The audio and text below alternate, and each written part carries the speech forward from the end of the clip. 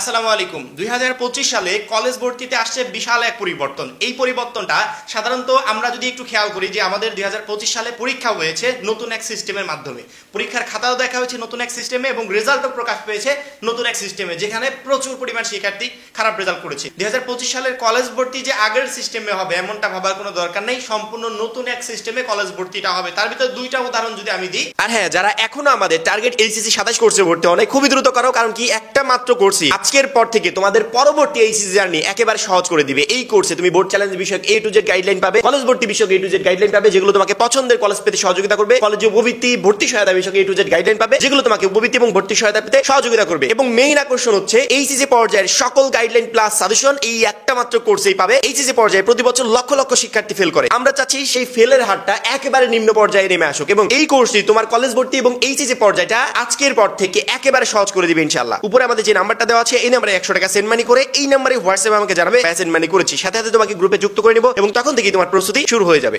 আমি যতদূর নিউজ মাধ্যমগুলো থেকে যতটুকু শিওর হয়েছে, যদিও শিক্ষা বোর্ডের ওয়েবসাইটে এই বিষয়ে অফিসিয়ালি কোনো অ্যানাউন্সমেন্ট প্রকাশ পাবে না, কারণ যখন কলেজ ভর্তি শুরু হবে এবং কলেজ ভর্তির নোটিশগুলো প্রকাশ পাবে, যেখানে যোগ্যতাগুলো দেওয়া হবে যে কোন কোন যোগ্যতায় একটা শিক্ষার্থী কলেজে ভর্তি হতে পারবে, সেখানে আসন বিন্যাসটা কেমন হবে, এখানে কতগুলো সিট থাকবে একটা কলেজের অধীনে, এইগুলো যখন আমরা দেখতে পারবো তখন এই বিষয়টা বুঝতে পারবো। তবে আমার কাছে আসা যতদূর পর্যন্ত নিউজ, হয়তো বা তোমরাও ফেসবুকে বা ইউটিউবে এই বিষয়ে অনেক ধরনের আপডেট দেখেছো, সেটা হচ্ছে 2025 সালে আমাদের আগে যেমন মুক্তিযোদ্ধা কোটা ছিল সেই কোটাটা সম্পূর্ণ বাতিল হয়ে যাবে এবং জুলাই অভ্যুত্থানের যে একটা কোটা সেই কোটাটা যুক্ত হবে।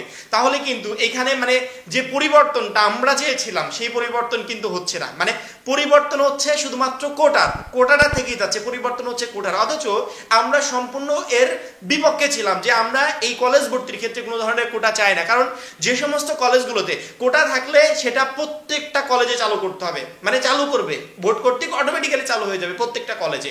এবং যদি প্রত্যেকটা কলেজে এই সিস্টেমটা চালু থাকে, একটা জিপিএ 5 পাওয়া শিক্ষার্থী কলেজে আবেদন করবে, একজন জিপিএ 5 এর থেকে কিছু নাম্বার বা কিছু পয়েন্ট কম পাবে সেও আবেদন করবে। যোগ্যতার দিক থেকে যে জিপিএ 5 পেয়েছে সেই কিন্তু অগ্রাধিকার আগে পাওয়ার কথা, অথচ জিপিএ 5 এর চেয়েও কম পয়েন্ট সে অগ্রাধিকার পেয়ে যাবে, কারণ জুলাই অভ্যুত্থান কোটা। যদি এই কোটা সিস্টেমটা 2025 সালে চালু হয়, তাহলে অনেকে খারাপ রেজাল্ট করেও ভালো মানের কলেজগুলোতে চান্স পেয়ে যাবে, যেমন আগের বারটা ছিল। আগের বার বা আগের বছরগুলোতে যখন মুক্তিযোদ্ধা কোটা ছিল, তখন একটা শিক্ষার্থী মানে খারাপ জিপিএ পেত, একজন ভালো স্টুডেন্ট চান্স পেত না, একজন খারাপ স্টুডেন্ট চান্স পেয়ে যেত, কারণ কি ওদের জন্য কিছু আসন সংরক্ষিত অবস্থায় রাখা হতো। ওই সংরক্ষিত আসনগুলোর ভিতর থেকে এই সমস্ত শিক্ষার্থীদেরকে আসন দেওয়া হতো, মানে সে খারাপ রেজাল্ট করেছে তারপরে ভালো মানের একটা কলেজ পেয়ে গেছে, আর একজন পরিশ্রম করে পড়াশোনা করে ভালো কলেজ পাওয়ার মতো যোগ্যতা অর্জন করেছে, অথচ সেই কলেজে ভর্তি হতে পারেনি। তার কারণ কি জানো? কারণ হচ্ছে ওই যে কোটাতে কিছু সংরক্ষিত আসন দেওয়া থাকে, যে আসনগুলো থেকে শিক্ষার্থীদের যাচাই বাছাই করে শুধুমাত্র ওই কোটা শিক্ষার্থীদেরকে ভর্তি করা হয়, আর অন্যান্য শিক্ষার্থীরা সেই আসনগুলোতে সুযোগ পায় না। 2025 সালে এসে যদি সেই কোটা আবারও ফেরত আসে, এখানে শিক্ষার্থীদের একটা ভোগান্তি বাড়বে। আমরা চাই যে এই কোটা সিস্টেমটা যেন একবারে টোটালি অফ হয়ে যায়, বিশেষ করে কলেজ ভর্তির ক্ষেত্রে। যে কোটার বিপক্ষে এই টোটাল আন্দোলনটা ছিল, সেই কোটায় যদি আবার ফেরত আসে নতুন নামে, তাহলে কিন্তু সেই আন্দোলনের কোনো মানে যথার্থতা থাকলো না। অবশ্যই আমরা এই কোটার বিপক্ষে কথা বলবো, যদিও শিক্ষা বোর্ডের ওয়েবসাইটে এই বিষয়ে অ্যানাউন্সমেন্ট হয়নি, অফিসিয়ালি কোনো অ্যানাউন্সমেন্ট হয়নি, এই জন্য আমরা এখন এটা নিয়ে বেশি বাড়াবাড়ি করতে চাচ্ছি না। যদি অফিসিয়ালি অ্যানাউন্সমেন্ট হয় এবং তখন দেখি যে এরকম কোনো সিস্টেম চালু হচ্ছে, তখন এই বিষয়ে অবশ্যই আমাদেরকে কথা বলতে হবে, কারণ 2025 সালের এই সমস্ত শিক্ষার্থীদেরকে নয়তো ভোগান্তিতে পড়তে হবে। দ্বিতীয়ত, এই বছরে প্রচুর পরিমাণ শিক্ষার্থী পরীক্ষায় ফেল করেছে, খারাপ রেজাল্ট করেছে, সেক্ষেত্রে A+ এর সংখ্যাটাও কমে গেছে। এখন যদি আমরা মানে হাই কোয়ালিটির অন্যান্য বছরের মতো রেজাল্ট দেখি, তাহলে কিন্তু 2025 সালে আমরা সেটা দেখতে পাবো না।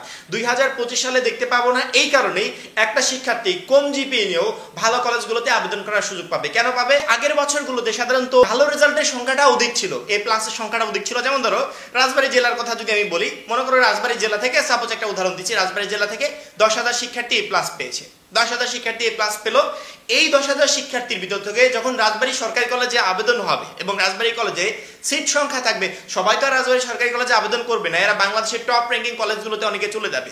যখনই তারা টপ র্যাঙ্কিং কলেজগুলোতে চলে গেল, আমি মিনিমাম ধরলাম রাজবাড়ী সরকারি কলেজ মানে আগের বছরগুলোতে আবেদন যোগ্যতা ধরেছিল 4.5 পয়েন্ট থেকে জিপিএ 5 পর্যন্ত, এই আবেদন যোগ্যতার ভিতর শিক্ষার্থীরা আবেদন করতে পারবে।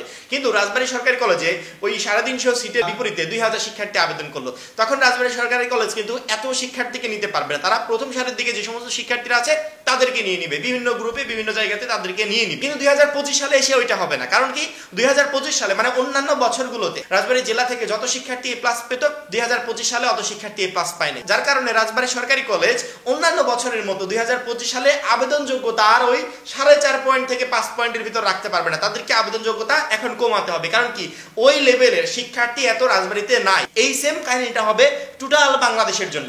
টোটাল বাংলাদেশের যতগুলো জেলা আছে, যতগুলো বিভাগ আছে, যতগুলো বোর্ড আছে, প্রত্যেকটা জায়গায় রেজাল্টে এভাবে নিম্নমুখী।